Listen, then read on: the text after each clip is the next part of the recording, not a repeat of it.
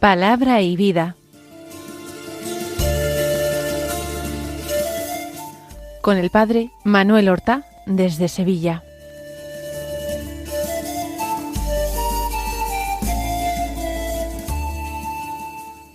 En el nombre del Padre, y del Hijo, y del Espíritu Santo.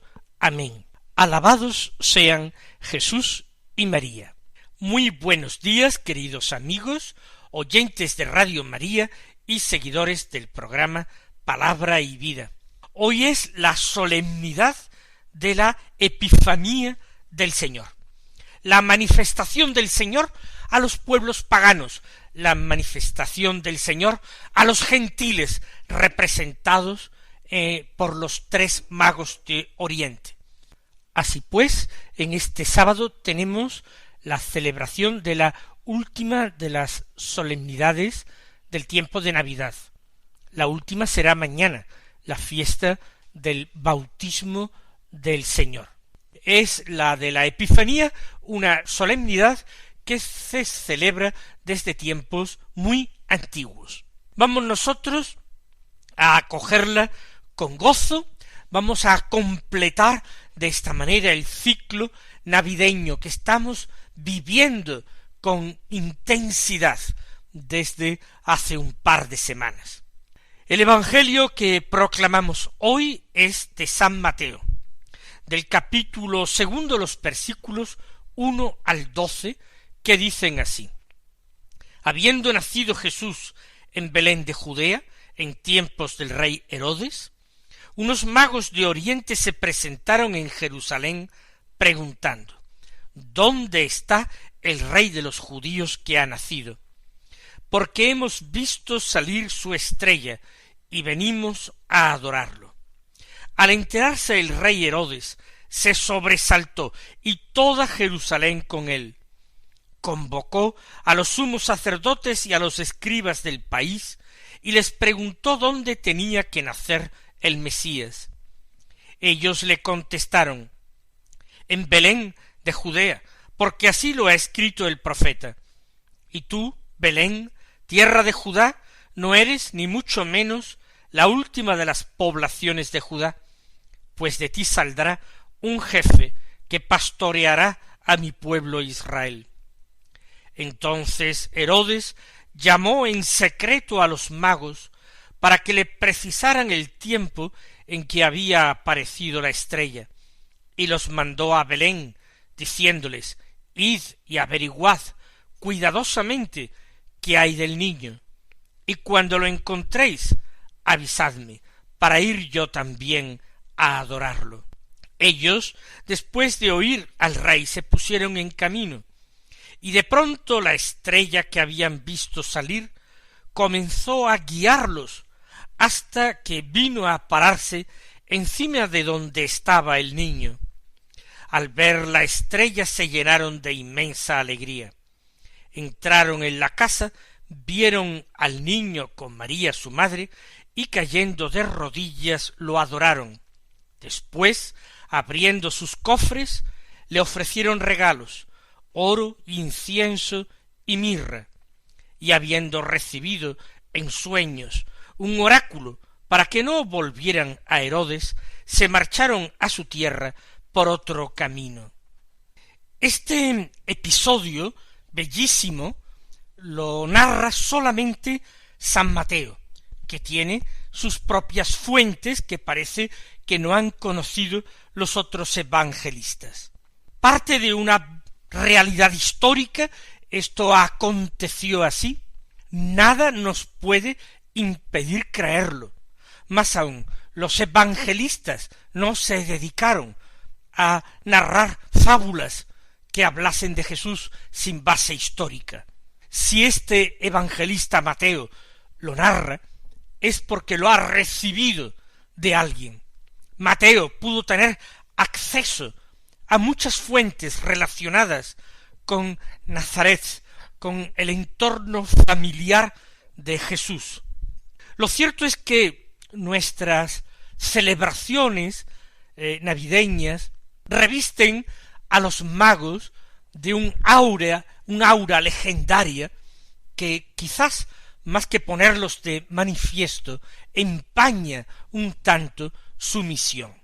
¿Quiénes eran estos magos de Oriente? ¿Cómo se llamaban? ¿De dónde venían? ¿Cuántos eran? Fíjense que el Evangelio no da respuesta a casi ninguna de estas preguntas. Unos magos de Oriente. Por tanto, estando al oriente de Palestina, cualquier tierra, cualquier país podía ser.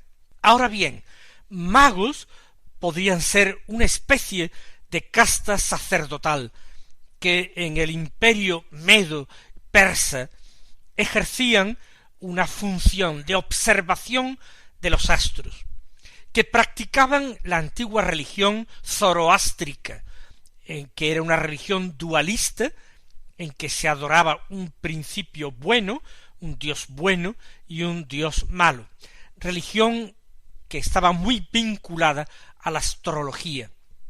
Para ellos el sol, la luna eran manifestaciones visibles de la divinidad. Nos imaginamos que este grupo de personas, estos sacerdotes medos o persas, podían encajar en el perfil de los magos, porque se ve que son astrólogos, que escrutan el cielo estrellado, que atribuyen estrellas a los distintos personajes, particularmente a los reyes y a los personajes importantes, y han visto aparecer con singular esplendor seguramente la estrella de un nuevo rey del país de los judíos. Fíjense que nosotros nos imaginamos que siguen esta estrella hasta Jerusalén, pero no nos lo dice así el texto. El camino hacia Jerusalén, la capital del reino, era un camino que ellos podían conocer sin recurrir a un medio tan maravilloso como aquel de la estrella.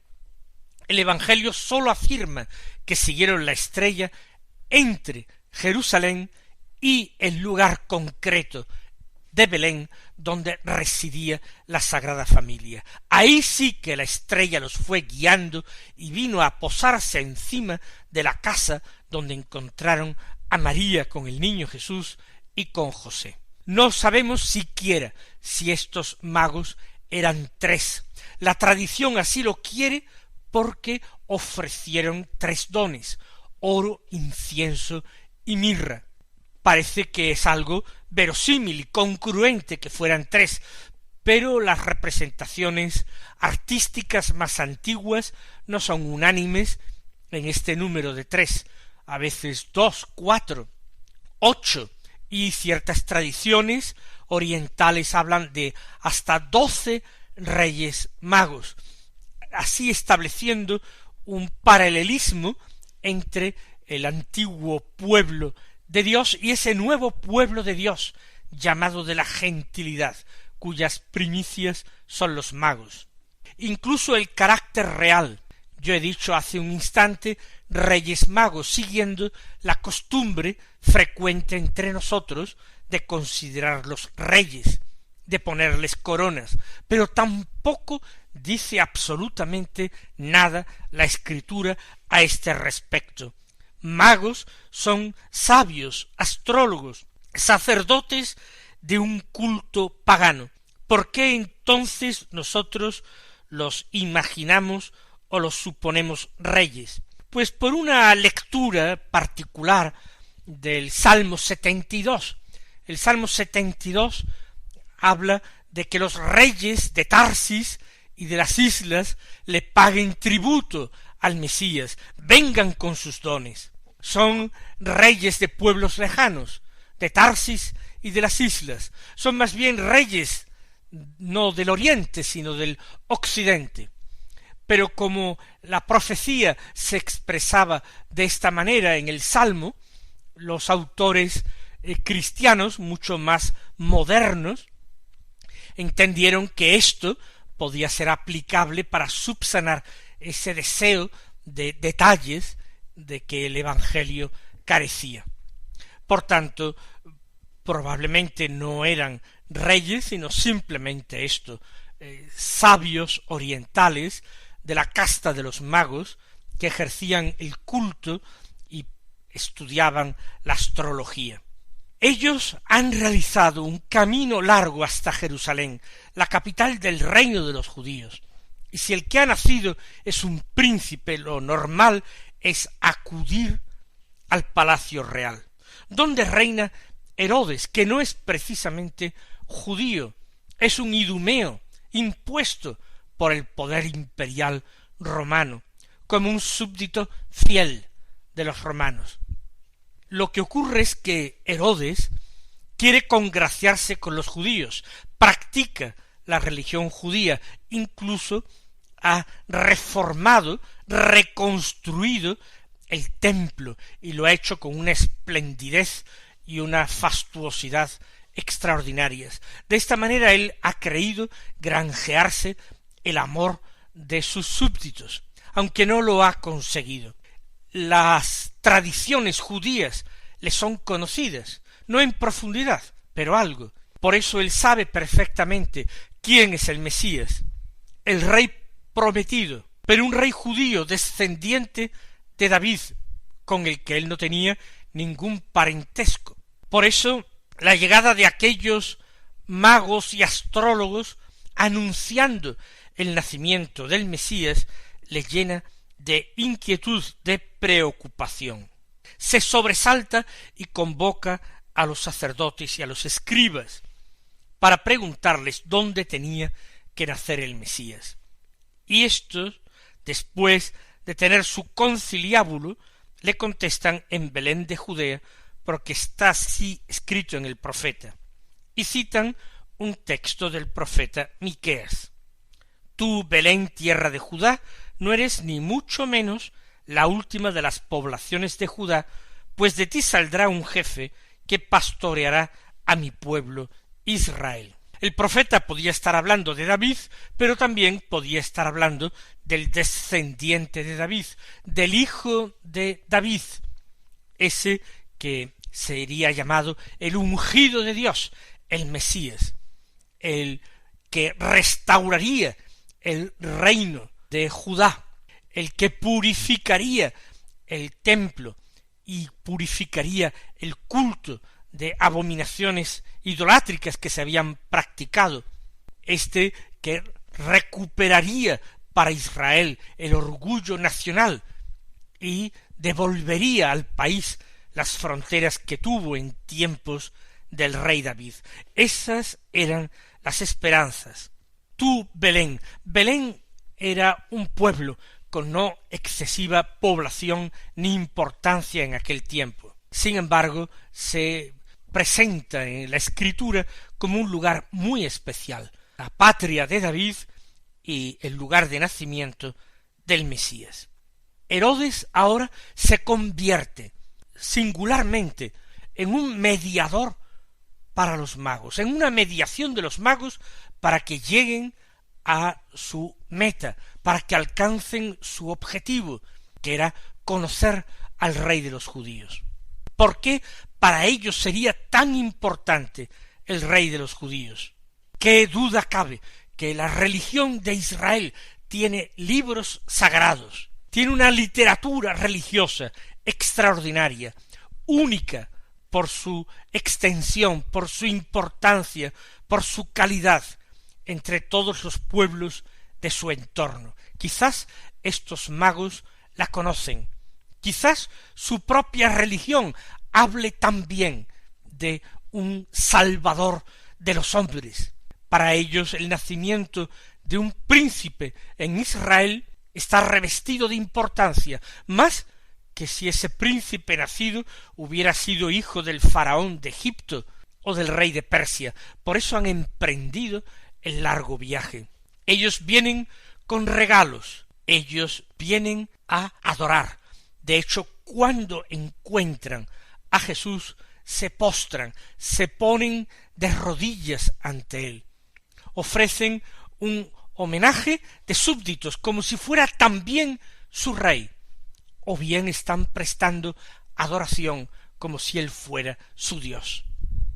Nosotros vamos a pedir gracia al Señor para que nuestra búsqueda de la verdad, nuestra búsqueda del amor, nuestra búsqueda de Dios, sea coronada con éxito, que Él nos acompañe en esta búsqueda, que Él se nos revele como verdad y vida, que Él sea para nosotros el mismo camino que recorrer para poder encontrarle.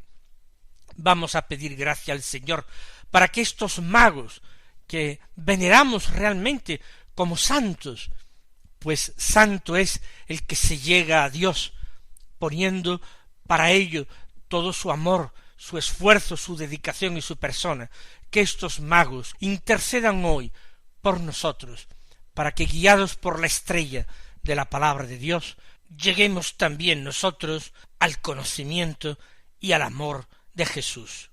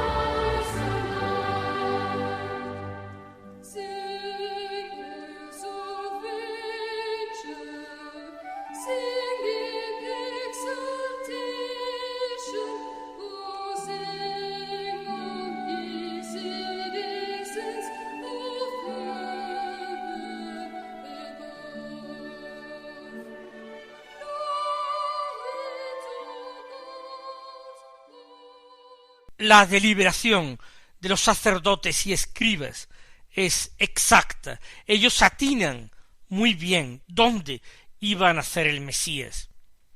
Pero ¿quién entre los humildes habitantes de Belén es el Mesías? El rey Herodes decide enviar a aquellos ingenuos magos por delante, que le informen de en qué lugar concreto está ese Mesías que ha nacido, que vuelvan a informarle, y les dice que es para ir también él a adorarle. Los magos podrían haber humanamente desconfiado de semejante insinuación.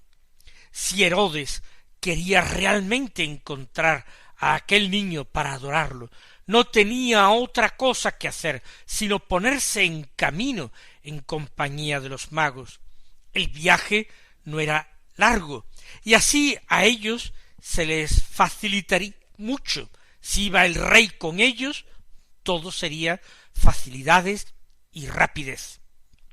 Pero Herodes no se quiere mezclar en esta búsqueda. Quizás él está lleno de miedo, profundamente lleno de miedo ante la noticia que traen. Él prefiere eliminar a aquel niño sin tener que verlo, ni a él ni a sus padres. Y así astutamente los envía. Herodes desperdicia una ocasión única en su vida, conocer al Salvador de los hombres, conocer al Mesías de Israel. No se habría sentido atraído él mismo por Jesús, no habría acabado cayendo él también de rodillas y adorando, como de una manera hipócrita decía. Esto no lo sabremos jamás. Él no se dio la oportunidad. Y nosotros tenemos que aprovechar las oportunidades de nuestra vida. Nosotros tenemos que hacer todo lo que esté a nuestro alcance, todo lo que dependa de nosotros mismos para encontrar a Jesús, para erradicar de nuestras vidas el pecado, desechar los vicios, aparcar a un lado las malas costumbres. Todo eso, aprovechando la gracia que no nos ha de faltar y empleando a fondo nuestra voluntad, nuestra capacidad de decisión libre. Nosotros tenemos que secundar la gracia de Dios que nos es regalada, porque el Señor no quiere hacer nada sin contar con nosotros. Él nos salvará derramando toda su sangre, pero esa gracia que nos alcanza sólo podremos aprovecharla haciéndola nuestra, recibiéndola libre y voluntariamente de Dios. Así pues, Herodes permanece en su palacio y los magos continúan su camino. Y ahora sí, ahora viene el prodigio, la estrella que habían visto salir en Oriente, que había desaparecido, comienza a guiarlos de una manera sobrenatural, fantástica, y viene a pararse justo encima de donde estaba el niño. Y al ver a la estrella, los magos se llenaron de inmensa alegría, lo que quiere decir que la estrella había desaparecido de sus miradas.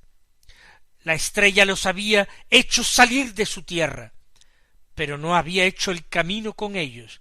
El camino había sido en oscuridad.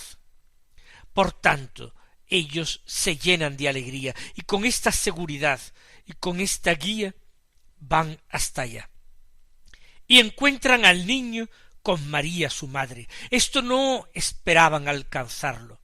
Quien encuentra a Jesús normalmente encuentra siempre a María con él. Es ese premio inesperado, repentino, que por ello mismo produce más alegría, la madre con el hijo.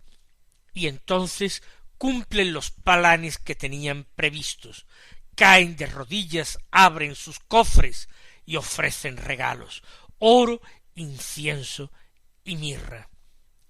La tradición cristiana ha visto un significado simbólico a los regalos. El oro de rey, el incienso de sacerdote, la mirra de profeta, cualidades que aquel niño, el Mesías, iba a reunir en sí mismo. Y termina San Mateo diciendo que habiendo recibido en sueños un oráculo para que no volvieran a Herodes, se marcharon a su tierra por otro camino. Y a mí me gusta decir siempre que después de haberse encontrado uno realmente con Jesús y con María, es imposible que uno vuelva a su vida por el mismo camino, sino siempre por un camino de conversión. Que el Señor os colme de felicidad y bendición en este día, y hasta mañana si Dios quiere.